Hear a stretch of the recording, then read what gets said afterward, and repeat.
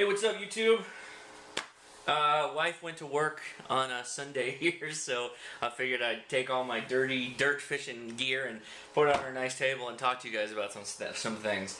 I've been doing some videos on metal detecting, which a lot of you have noticed, and I think by and large, when you think of a metal detector, you're looking at one of these two here, or something like that. You get the idea. Something that sits on your arm, you swing it back and forth, and gets the job done.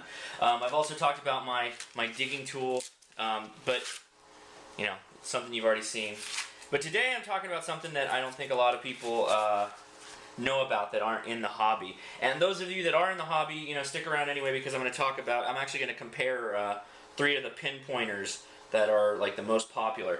So a pin pointer is a handheld device similar to what you may see when you go to an airport and they wave it in front of you, whatever, and it's basically a metal detector, right?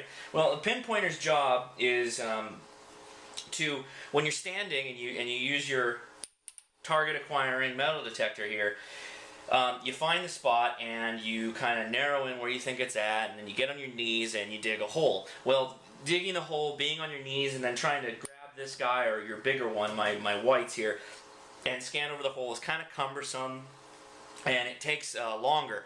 And what a lot of people, myself included, try to do is increase the recovery time of the target that you're looking for. So that's where these pin pointers help out. So going from the right here and then in onto the left, I've got a Sentech pin pointer. This is, well, sold by Harbor Freight. This is what you'd call your entry-level pin pointer. It retails for about $16.99 on the Harbor Freight website. Harbor Freight does a lot of deals, so you can find them on sale every once in a while with a coupon. You still got to pay shipping, and I'll cover the details about this in a second. The second one is the Whites Bullseye II. This one, I have the most use of it because it's, well, we'll talk about it in a little bit, but I've had it the longest. Same kind of function. And then the newest one is the Garret Pro-Pointer. Same kind of idea, white LED light. Comes with a holster. So, oh, I'm sorry, I didn't cover the details. The Whites goes for about $100 online, and the Garret Pro-Pointer varies greatly in its price. Retail on the Garret website is $150, and it goes down from there. Now, for both of these two items, you can find them for way less than the MSRP that you see online. Contact websites like Calico, Big Boy Toys, or Big Boy Hobbies, I think it is, and there are others available. If you go to the Friendly Metal Detector forums, a lot of the sponsors that advertise there, if you contact them through personal message, they'll give you a great deal. I picked up 2 Garret Pro Pointers from Calico, and they gave me an extraordinary deal. It's basically, I'm not going to give you the price because you got to contact them yourself. I know that there's some sensitivity there, but basically contact them. If you buy more than one, that's good for you. It's a group buy kind of situation, then you get a better deal. So, all right, $100, 110 to 140. You know what you're talking about. Different prices there. So, okay, so you're on your knees. Let me explain how these work. You're on your knees. You dig a hole, and you're trying to identify where your target is. Say it's a nickel, or, you know, I've got a quarter here, I've got a key, and I have my own ring, which I'll use in a second. What you do with these two, and let me get this out of the way first, these two have a very similar functionality. You hold the button down on both of them, and you initially can adjust the sensitivity with this knob on top till it just beeps, and then back it off. And then, basically, you would take this, if this was your hole. Let me see how this is framing here. Oh, good, you can't even see this stuff. Hold on.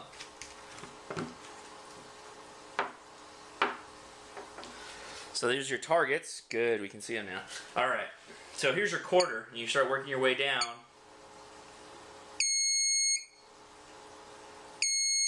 So you get to about 1 inch of where your target is, and keep in mind this is going to be under the ground. It's not going to be on a white countertop, so you don't really know what it looks like, where it's at. In some cases, if you're using something like the compadre, you won't even know what you're digging up.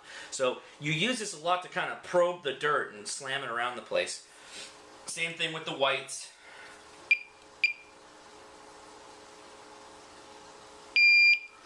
Remember, you can adjust it. Just back it off a bit. So between these two, the Cen-Tech and the Whites, they get the same depth pretty much. You get the same distance between their function, how far away they can get from the target before they sound off. The Garret Pro-Pointer, it's a hands-free. You turn it on and it's good to go. This one, way better. And you'll notice it starts beeping, yeah, and then you're right on it. It's got a proximity beep to it.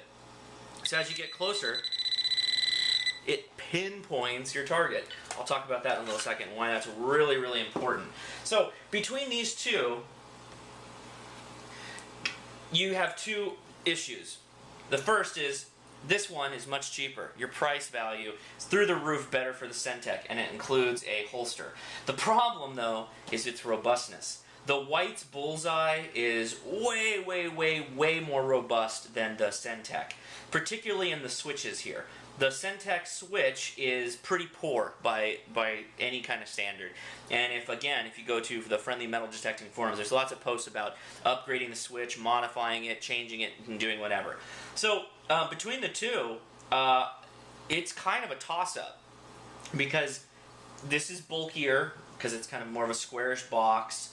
The probe's a little bit longer, as you can see, but it's not robust material. Like this, the probe handle's kind of flimsy, the box is kind of cheesy. It's very Harbor Freight in its utilitarian design and still pretty economy pricing.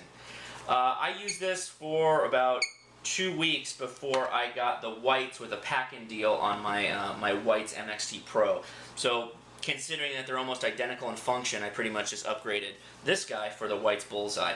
And I've liked it so far. So another key feature that the Whites has that the Cen-Tech does not is you open the battery gate here, slide the battery out, and inside there's a switch. Now, what that does, did I do it right here? Hold on, make sure I'm on the right, there we go. Alright, you got the battery door closed here. Let me show you. Well, it's kind of going to be difficult, but, yeah, did I lose it? Yeah, I lost it. Hold on.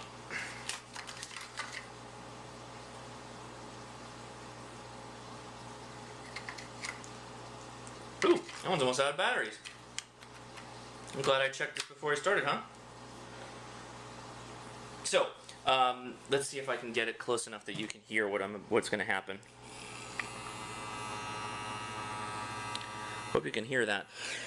What this does, switching that little switch, is turn the Whites into an all vibrate mode. That can be very, very handy, and it's something that neither one of these guys have. It's just a standard, straight-up vibration mode. That's handy for when you are in an area where you don't want people coming and bugging you and talking to you, and you're wearing your headphones and you're already quiet. You're kind of stealth hunting, as they call it. The Whites kind of has a value in that area. Of course, you have to weigh that value between this being... Now, modestly, I can say you probably can find one of these for $75.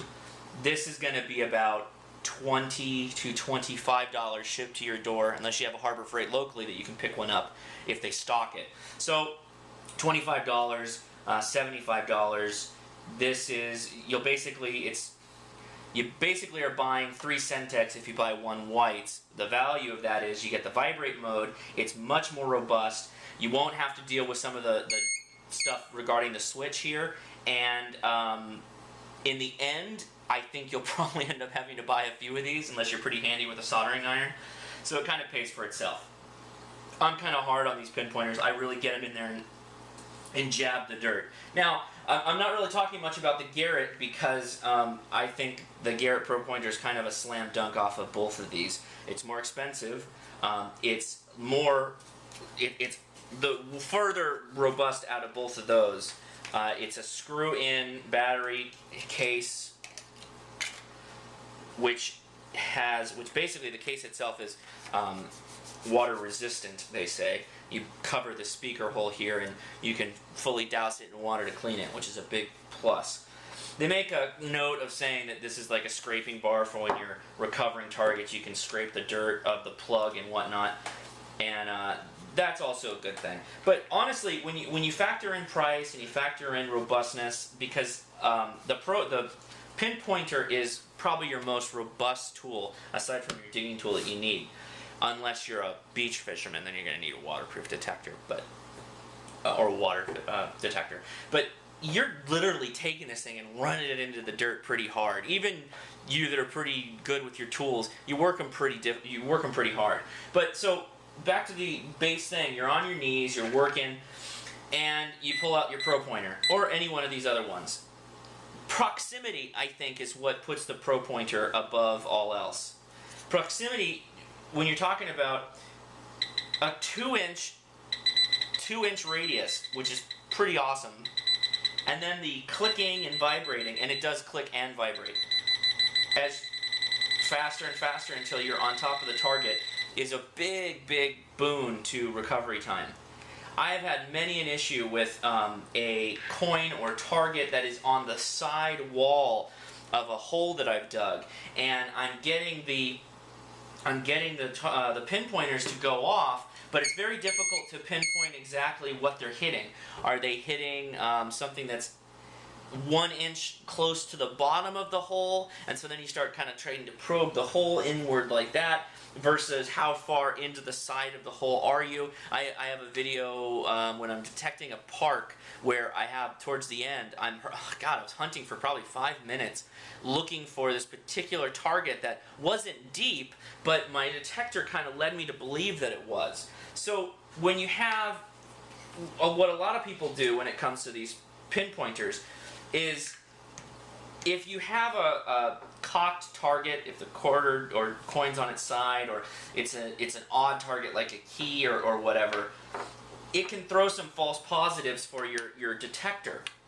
So where these little pinpointers help you is for when you first hit your knees. If you're looking for a 2-inch or maybe a 3-inch target, it's a good idea to pull out your pinpointer and kind of, going off on the digging tool, and kind of give the area a wipe. Now, what that'll do is it'll let you know how far your target is down. It's possible that it's right on the surface and that your main detector is just getting thrown off. So you adjust accordingly at that point and dig appropriately using kind of an XY approach to figure out where your target is.